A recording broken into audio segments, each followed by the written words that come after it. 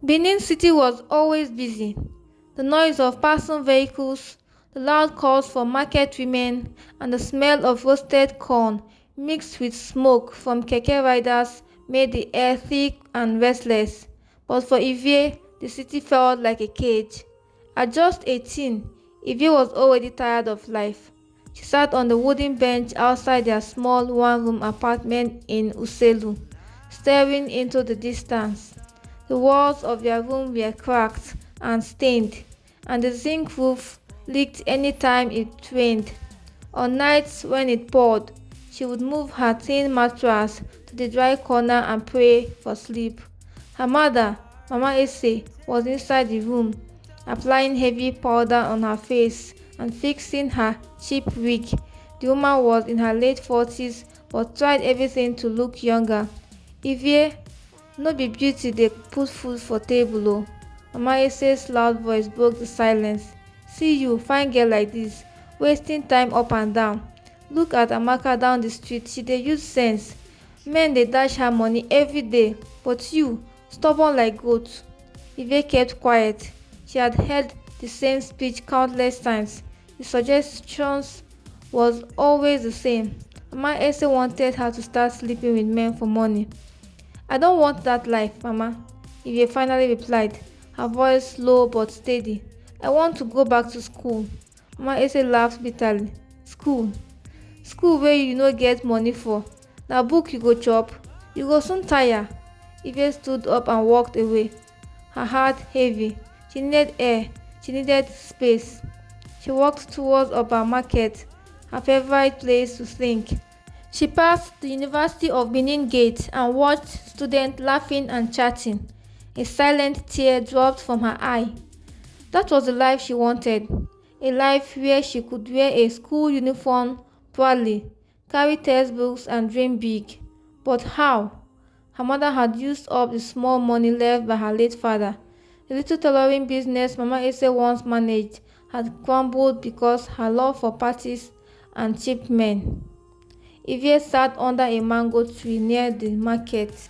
The afternoon sun was hot, but she didn't care. She buried her face in her palms and cried softly.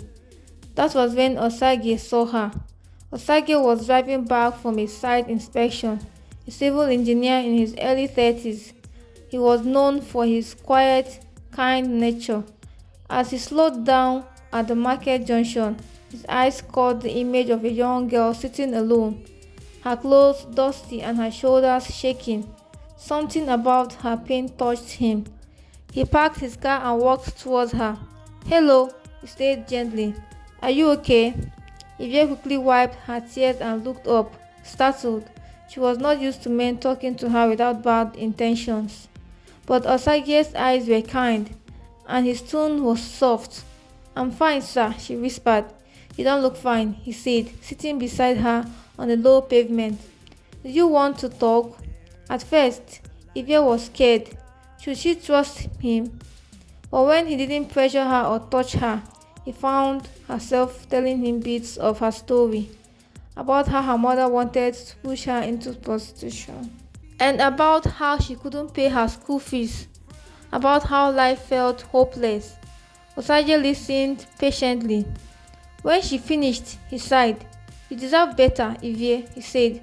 No young girl should be forced into such a life. She stared at him in surprise. Most men would have taken advantage of her weakness, but not this one. Here, he said, reaching into his pocket. He gave her some money. Use this for food, and tomorrow meet me here at this same spot by 4 p.m. Let's talk more. Ivy nodded slowly, unsure if this was real. When she got home that night, Mama Eze noticed the money. Where you see this money? Her mother asked with narrowed eyes. Ivy lied and said someone paid her to help carry goods at the market. But Mama Eze wasn't convinced. She smiled wickedly. Good girl, you dey learn small, she said, thinking her daughter had finally agreed to her ways. The next day, Ivy met Osage again. True to his words, he came with papers from a secondary school nearby. He had spoken to the principal, paid her school fees, and even bought her new books and a school uniform. I want you to go back to school, Ivy, Osage said with a warm smile. Promise me you will study hard. Ivy couldn't believe her eyes.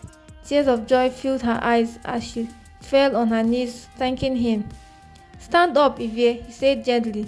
You are not a beggar. You are a bright young woman with a future. For the first time in years, Ivy felt hope. But Mama Esther was furious when she heard. Which kind nonsense be this? She screamed. So now one small boy go dey control you. He go tire, I swear. He no go marry you o. All these men dey use sense deceive small girls. Ivy didn't answer. She focused on her studies. Every day, she left home early to avoid her mother's insults. She spent extra time at school, staying late to read. Osage checked on her often but never crossed any boundaries. However, Mama Ese was not done. One day, she went to the neighborhood and started spreading rumors. Na so she dey follow one big man wey dey carry her for car up and down. She told neighbors. Na sugar daddy dey sponsor her school now. Small time now, she go carry belle come house. Before long, the gossip reached Ivie's school. Some teachers started treating her differently. Her classmates whispered behind her back. One afternoon, as she walked home, a group of girls blocked her path. So this is the new job, one of them mocked. No wonder you dey shine now. Ivie fought back tears and pushed past them. When Osage heard what was happening, he was angry. He drove straight to Mama Ese's house. Mama Ivie, he said firmly, standing at her door.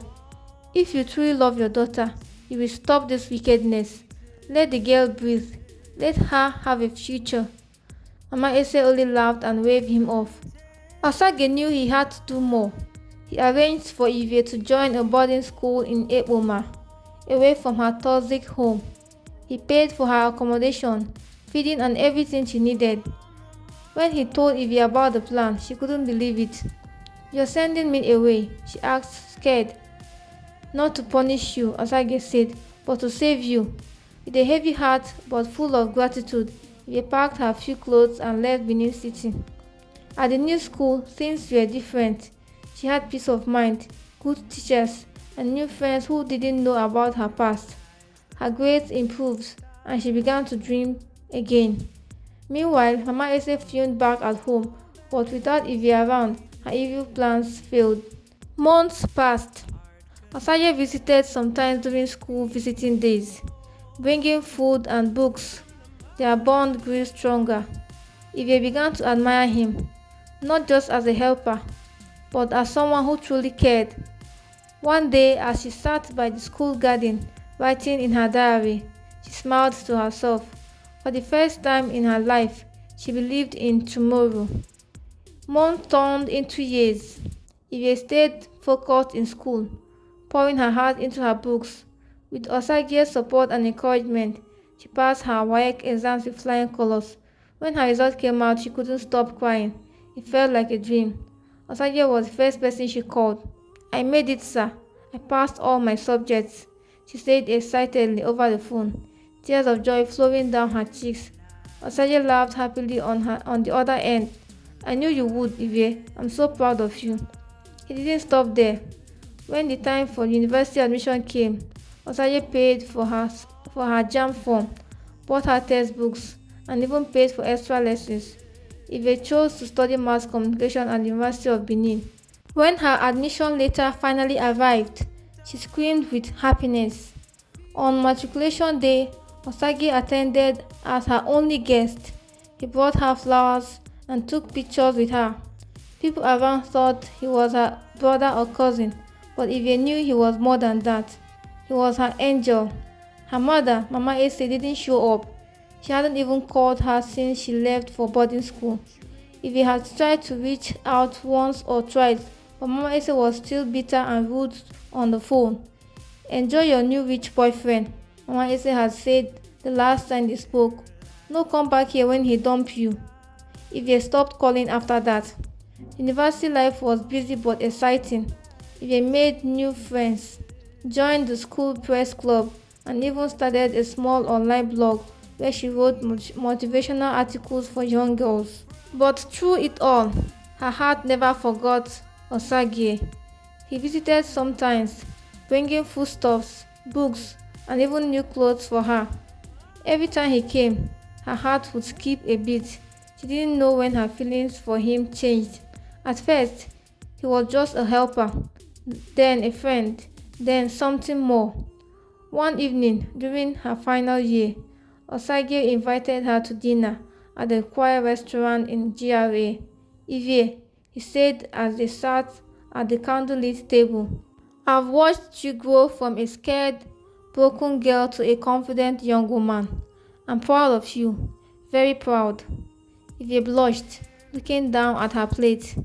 I'm not perfect, she said softly. I've made mistakes.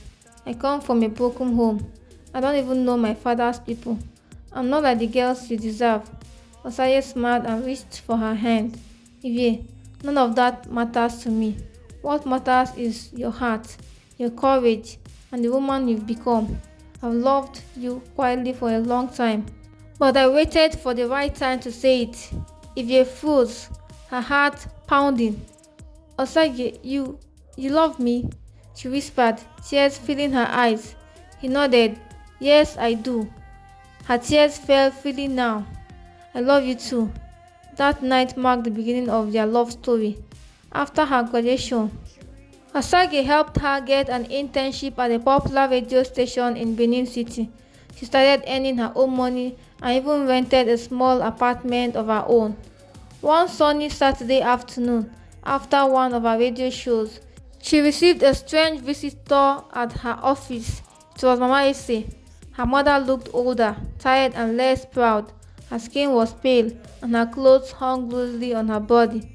Ivy, she began, her voice shaky. I heard you're now a big girl, on radio and all. Ivy was speechless. Memories of insult, the abuse and the betrayal flooded her mind. I didn't come to beg for money, Mama Ise said quickly, avoiding eye contact. I just wanted to say I'm sorry. Ivy's heart softened. The pain was still there, but she couldn't hate her mother forever. I forgive you, Mama, she said quietly, but I can't let you hurt me again. I have peace now, and I want to protect it.